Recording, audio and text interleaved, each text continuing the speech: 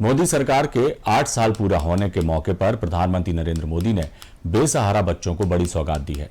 PM Modi ने video conferencing के जरिए पीएम केयर्स फॉर चिल्ड्रन योजना की शुरुआत की। इस योजना के तहत कोविड से अनाथ हुए बच्चों को स्कॉलरशिप और स्वास्थ्य कार्ड दिए जाएंगे।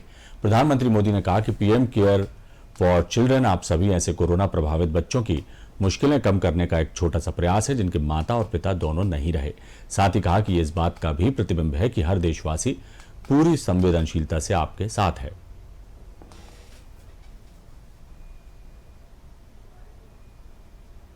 भविष्य बचाया जा सका और जो हमें असमय छोड़ गए, आज ये फंड उनके बच्चों के लिए, आप सबके भविष्य के लिए काम में आ रहा है।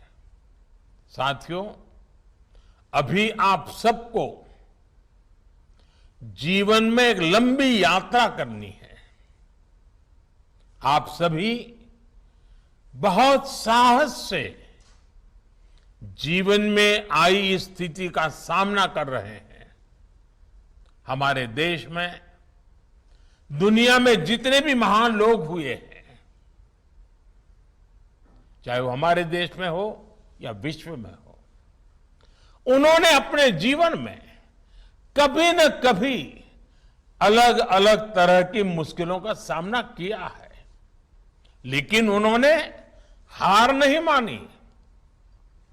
वो सफलता के शिखर तक पहुंचे। उन्होंने हार को कभी हताशा में नहीं बदलने दिया। खरगोन में कोरोना महामारी के चलते अनाथ हुए बच्चों से पीएम नरेंद्र मोदी ने वीडियो कॉन्फ्रेंस से बात की। इस दौरान पीएम मोदी ने बच्चों को एक बार फिर भरोसा दिलाया कि सरकार अभिभावक के रूप में आपके साथ है। पीएम मोदी ने कहा कि किसी बच्चे को उच्च स्तर पर पढ़ाई करना है तो पीएम केयर के माध्यम से लोन की व्यवस्था भी सरकार करेगी। पीएम केयर के जरिए अंत्योदय के माध्यम से हर माह 4,000 रुपए की व्यवस्था अनाथ हुए बच्चों के लिए की गई है। बच्चों की 23 वर्ष की आयु होने पर 10 लाख रुपए पीएम केयर फंड से दिए जाएंगे। मेरे बच्चों को बहुत उनने सहायता करी। मेरे बहू बेटे उनको जाने के बाद उनका सहयोग बहुत अच्छा रहा, सब तरफ से मेरे को मिला है। पर मैं एक बात ये बोल रही हूँ कि मेरे बच्चों का जो लोन है मकान का, वो लोन माफ हो जाना चाहिए। हाँ, बहुत अच्छा बोला उन्होंने। बच्चों के लिए भी बहुत अच्छा उन्ना करा भविष्य के लिए। देखिए, पीएम केयर योजना पूर्व से लागू है। आज प्रधानमंत्री जी ने बच्चों के साथ संवाद किया और जो बेनिफिट थे उसके बारे में आज उनको वितरण भी हुआ है राशि का। प्रदेश में पूर्व से भी ये मुख्यमंत्री कोविड कल्याण योजना के तहत भी राशि दी जा रही है और चूंकि योजना पूर्व से है, आज उसकी एक औपचारिक संवाद का कार्यक्रम था जिसमें जिले के जो 8 बच्चे हैं उनको भी इस योजना का लाभ दिया जा रहा है। पीएम नरेंद्र मोदी के कार्यकाल के 8 साल पूरे होने पर बीजेपी अध्यक्ष जेपी नड्डा ने सरकार की उपलब्धियां गिनाई। इस दौरान उन्होंने नमो ऐप का नया संस्करण लॉन्च किया। उन्होंने कहा कि इसमें 8 साल की उपलब्धियों का ब्यौरा होगा। जेपी नड्डा ने कहा कि देश आज आजादी का अमृत महोत्सव मना रहा है और आज देश मोदी सरकार के 8 साल सेवा, सुशासन और गरीब कल्याण को भी मना रहा है। सेवा, सुशासन और गरीब कल्याण ये मोदी सरकार के काम करने का तरीका है, ये मोदी सरकार की आत्मा है। उन्होंने कहा कि पीएम मोदी के कार्यों में हमें इनोवेशन हमेशा दिखाई पड़ता है। इसी इनोवेशन के तहत प्रधानमंत्री नरेंद्र मोदी ने नमो ऐप के तहत माइक्रोसाइट पर एक मॉड्यूल खड़ा किया है। प्रधानमंत्री मोदी ने भारतीय राजनीति की संस्कृति बदली है, सरकार के काम करने की शैली भी बदली। घर बन करके तैयार दे दिए गए, पक्की छत, रसोई का कनेक्शन, गैस का कनेक्शन, शौचालय, बेडरूम, सारी फैसिलिटीज। उसी तरीके से हम अगर आत्मनिर्भर की बात करें तो हर गरीब को घर मिले, बिजली मिले, पानी मिले, गैस का कनेक्शन मिले, हर गांव को इंटरनेट मिले। अब देखिए, आप और हम तो इंटरनेट में रहते हैं, इंटरनेट के युग में रहते हैं। पूछते हैं कहीं रात को गुजारना पड़ जाए तो हमारा पहला प्रश्न होता है यहाँ वाईफाई है, यहाँ जैसे एज इफ मेरी दुनिया ही समाप्त हो जाती है। This is our lifestyle. आप उन गांवों की बात सोचिए ना, और गांव कितने हैं?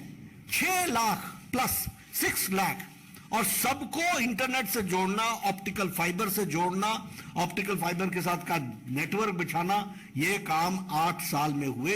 8 साल बेमिसाल की कहानी मैं आपको सुना रहा हूं, और ये है उनको एम्पावरमेंट देना, उनको लाना। मैं बार बार एमएलए का जिक्र करूंगा, लेकिन हमारा एक्सीएन हमको बोलता था कि आपके बजट में 40 लाख हैं, आपके 40 सड़कें हैं, आप बताइए 1-1 लाख सब में डाल दूं, या आप कोई 2 सड़क बताएंगे तो मैं 20-20 लाख देकर के 2-2 किलोमीटर 3-3 किलोमीटर उसको बना दूंगा। This was the plight, and today 6 lakh villages are being connected with all weather road. यह है प्रधानमंत्री ग्रामीण सड़क योजना का रूप, जिसको हमको समझना चाहिए। बीजेपी के राष्ट्रीय अध्यक्ष जेपी नड्डा के भोपाल आगमन को लेकर राजधानी भोपाल में तैयारियां तेज कर दी गई हैं। मुख्यमंत्री शिवराज सिंह चौहान और प्रदेश अध्यक्ष वी डी शर्मा ने स्टेट हैंगर पहुंचकर जेपी नड्डा के स्वागत की तैयारियों का जायजा लिया। मुख्यमंत्री ने कहा कि राष्ट्रीय अध्यक्ष जेपी नड्डा भोपाल आ रहे हैं। भोपाल स्टेट हैंगर पर हम सभी कार्यकर्ता उनकी अगवानी करेंगे। बीजेपी कार्यालय में कार्यकर्ताओं के सम्मेलन और कार्य समिति की बैठक में वो हिस्सा लेंगे और हम सबका मार्गदर्शन करेंगे। कि हमारे राष्ट्रीय अध्यक्ष, जिनके नेतृत्व में दुनिया की सबसे बड़ी पार्टी काम कर रही है, मान्यवर जेपी नड्डा जी पधार रहे हैं और भोपाल में अपनी परंपराओं के अनुरूप कार्यकर्ता उनका जोरदार स्वागत करेंगे। यहाँ स्टेट हैंगर पर चूंकि समय की कमी है और दिन भर के अत्यंत व्यस्त कार्यक्रम हैं, पत्रकार वार्ता, कार्यकर्ता सम्मेलन, प्रदेश कार्य समिति की बैठक, कैबिनेट की बैठक, तो समय की सीमा है, इसलिए पूरे शहर में अगर स्वागत करते तो समय बहुत लगता, इसलिए यहीं पे उनकी भव्य अगवानी की जाएगी और यहाँ से फिर वो निकलेंगे कार्यालय, और कार्यालय के बाद फिर जो हमारी प्रदेश के प्रमुख कार्यकर्ताओं का सम्मेलन और कार्य समिति की बैठक है उसमें भाग लेंगे। इस बीच कार्यालय में कैबिनेट की बैठक भी होगी। जेपी नड्डा जी 3 दिन के दौरे पर मध्य प्रदेश पधार रहे हैं। एक दिन वो भोपाल के अंदर रहेंगे 1 तारीख को, और 2 और 3 तारीख को जबलपुर रहेंगे। भारतीय जनता पार्टी की बृहद कार्य समिति की बैठक मंडल अध्यक्ष से लेकर के ऊपर के सभी कार्यकर्ताओं का वो मार्गदर्शन करेंगे। मध्य प्रदेश के राजनीतिक परिदृश्य पर एक रेजोल्यूशन हम सब लेकर के उस कार्य समिति के अंदर भी आएंगे, और माननीय राष्ट्रीय अध्यक्ष जी बूथ बैठक से लेकर के मंडल की बैठक और जो भारतीय जनता पार्टी का संगठनात्मक तंत्र है, उन सारी बातों को, उन सभी स्तर के कार्यकर्ताओं से मिलने का काम इस समय इस दौरे के अंदर उनका होगा। और हमारा सौभाग्य है कि 4 राज्यों की चुनाव की विजय पताका के बाद ऐतिहासिक भारत के अंदर जो जीत हुई, उत्तर प्रदेश से लेकर के उत्तरांचल और 4 राज्यों के अंदर, उसके बाद पहली बार उनका आगमन हो रहा है। इसलिए एक उत्साह कार्यकर्ताओं में जबरदस्त उमंग और उत्साह है। इसलिए आप देख रहे होंगे कि अभी से कार्यकर्ता तैयारी में किस प्रकार से जुटे हैं। तो भारतीय जनता पार्टी पूरा मध्य प्रदेश का एक-एक कार्यकर्ता उत्साह के साथ उनके स्वागत की तैयारी। कांग्रेस के प्रदेश अध्यक्ष कमलनाथ के अपने आप को हिंदू होने पर गर्व के बयान को लेकर मुख्यमंत्री शिवराज सिंह चौहान ने तंज कसा है। सीएम चौहान ने मुस्कुराते हुए कहा कि आज कमलनाथ को हिंदू होने का प्रमाण देना पड़ रहा है। ये प्रमाण देना पड़ रहा है कि मैं हिंदू हूँ। ये तो अटल जी बहुत पहले कह चुके, हिंदू तन मन हिंदू जीवन, रग रग हिंदू मेरा परिचय। कमलनाथ जी को अब याद आ रहा है। मध्य प्रदेश के राज्यपाल मंगू भाई पटेल ने खंडवा में सिकल सेल एनीमिया बीमारी से संबंधित स्क्रीनिंग और प्रबंधन की कार्य योजना का शुभारंभ किया। राज्यपाल ने सिकल सेल एनीमिया से संबंधित लोगों के इलाज के लिए चलाए जा रहे खंडवा मेडिकल कॉलेज और जिला अस्पताल के कार्यों की समीक्षा की। राज्यपाल ने इस दौरान सिकल सेल एनीमिया और अन्य रक्त विकारों के संबंध में डॉक्टरों का प्रेजेंटेशन देखा। साथ ही आयुष विभाग द्वारा लगाई गई प्रदर्शनी का अवलोकन भी किया। इस मौके पर राज्यपाल के साथ स्वास्थ्य मंत्री डॉक्टर प्रभुराम चौधरी, वन मंत्री विजय शाह और जिले की प्रभारी मंत्री उषा ठाकुर भी मौजूद रही। उसमें हम लोगों ने अलीराज और झाबुआ 2 जिलों को फर्स्ट फेज में उसके लिए पायलट प्रोजेक्ट के रूप में वहाँ पर कार्य चल रहा है। अब सेकंड फेज में जो बाकी बचे हुए हमारे ट्राइबल ज़िले हैं, उसमें छिंदवाड़ा भी है, उमरिया भी है, खंडवा भी है, ऐसे जो अन्य ट्राइबल ज़िले हैं उनमें अब सेकंड फेज में इसकी स्क्रीनिंग और जांच करवाएंगे। जिस अभी प्राथमिक तौर से हम लोग जो हमारी गर्भवती महिलाएं हैं, उनके 6 माह से अधिक 18 साल के जो बच्चे हैं उनकी स्क्रीनिंग करवा रहे हैं, जिससे कि आगे ये बीमारी अनुवांशिक बीमारी है और वो उसकी हम लोग रोकथाम कर सकें, उनकी पहचान कर सकें और उनका इलाज भी किया जा सके और आगे दूसरी पीढ़ी में ना जाए उसके लिए ट्रीटमेंट भी दिया जा सके, उसके लिए जन जागरूकता भी की जा रही है। देश में पीएम केयर फॉर चिल्ड्रन योजना की शुरुआत की गई है। ग्वालियर कलेक्ट्रेट में आयोजित पीएम केयर फॉर चिल्ड्रन कार्यक्रम में केंद्रीय मंत्री ज्योतिरादित्य सिंधिया मौजूद रहे। कोरोना काल में अपने को गंवाने वाले बच्चों की देखभाल के लिए केंद्र सरकार ने ये पहल की है। इस कार्यक्रम में जिले के 10 ऐसे बच्चे भी शामिल हुए जिन्होंने कोरोना काल में अपने माता पिता को खोया है। इन बच्चों को केंद्रीय मंत्री ज्योतिरादित्य सिंधिया ने एक किट दी। इन बच्चों के लिए पोस्ट ऑफिस में 10 लाख रुपए की राशि जमा करके रखे जाएंगे, जो इन्हें बालिग होने पर मिलेगी। केंद्रीय मंत्री ज्योतिरादित्य सिंधिया ने कहा कि पीएम मोदी सबके लिए भला करने वाले पीएम है। पीएम केयर फॉर चिल्ड्रन योजना से प्रदेश के 4,500 से ज्यादा बच्चों को लाभ मिलेगा।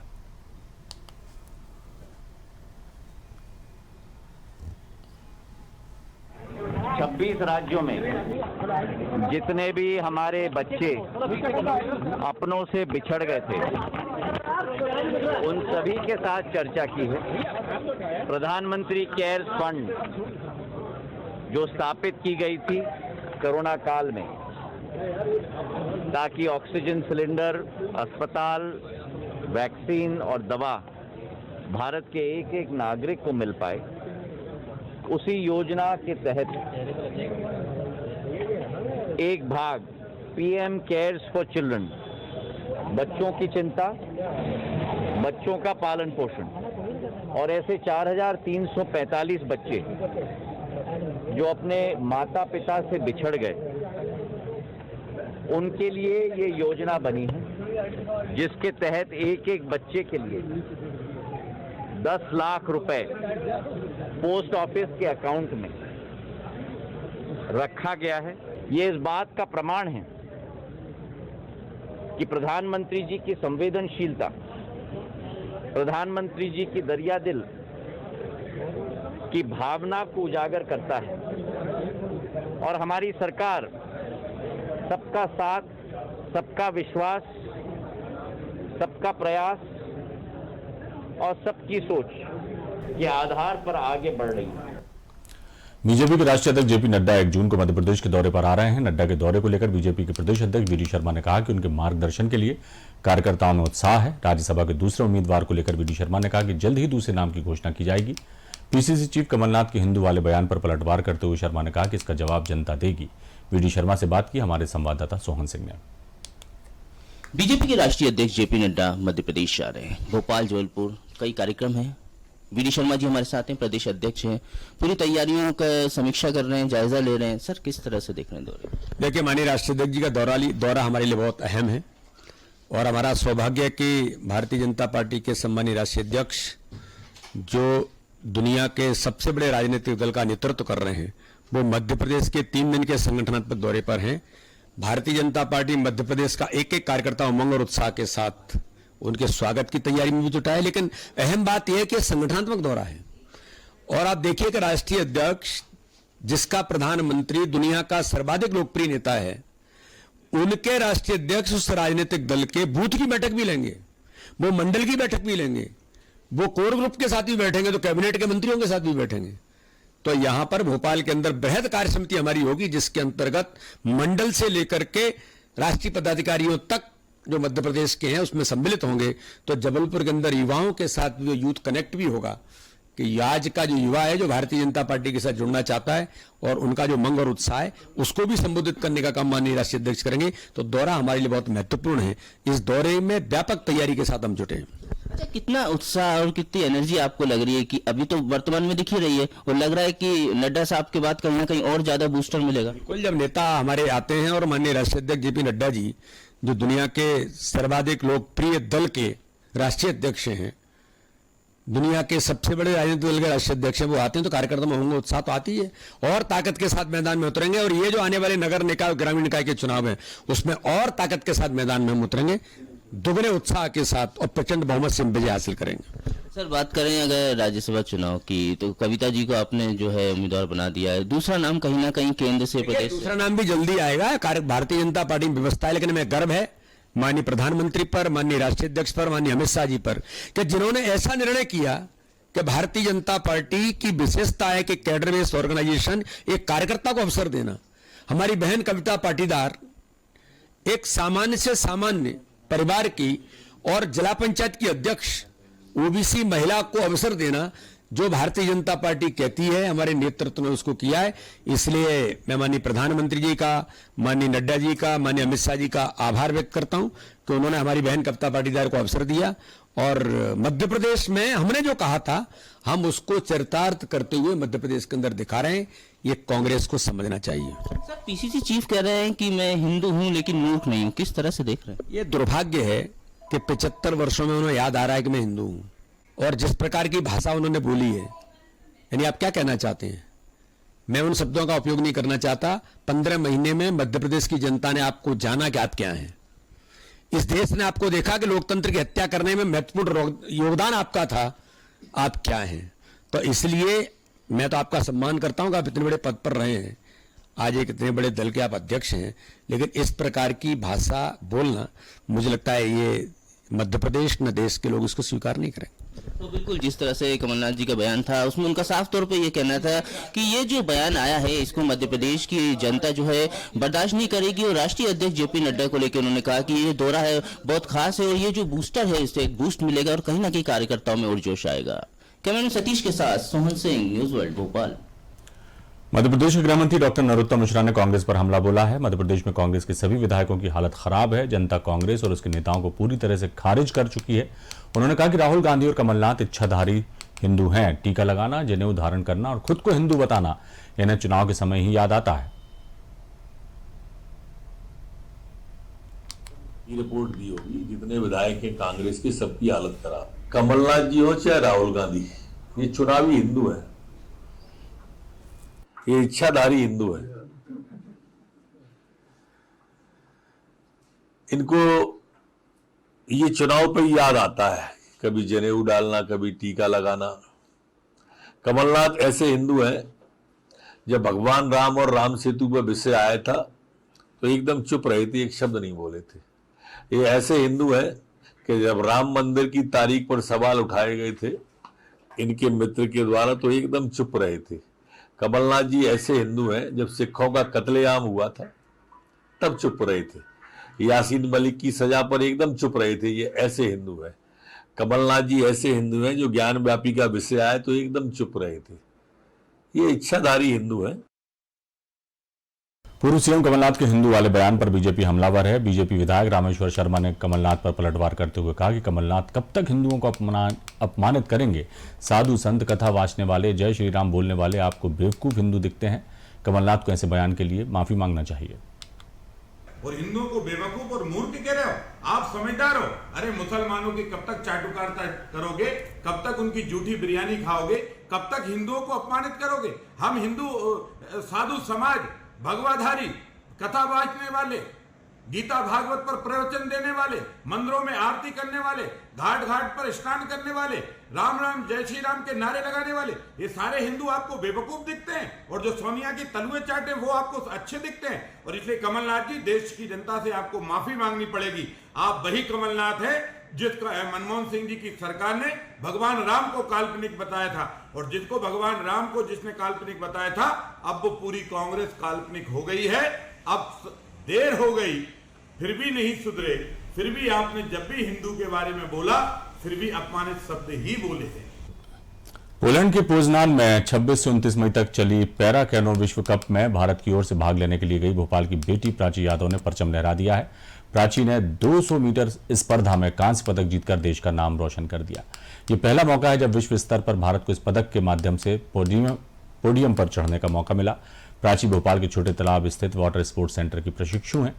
न्यूज वर्ल्ड की टीम वाटर स्पोर्ट्स सेंटर पहुंची तो वहां प्राची के साथ ही खिलाड़ियों और उनके कोच सोहेल खान से मुलाकात हुई। हालांकि प्राची चीफ कोच मयंक ठाकुर की ट्रेनिंग है।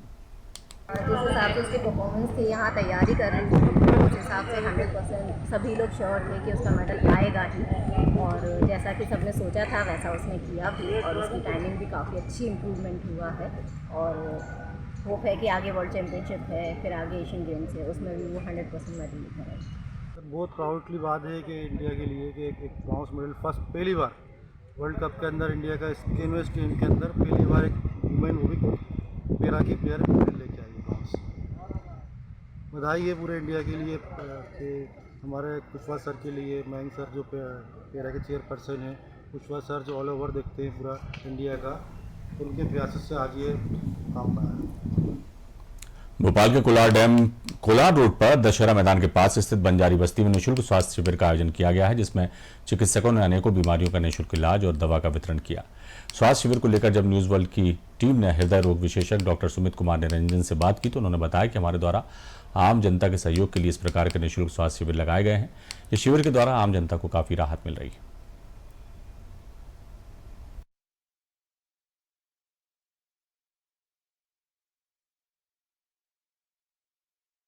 एक निःशुल्क शिविर रखते हैं जिसके अंदर में एक जितना भी मुझे एक फिजिशियन के हृदय रोग विशेषज्ञ के नाते जानकारी है तो मैं देख रहा हूं मरीजों को, उनको जांचें, उनको सलाह दे रहा हूं अपनी तरफ से।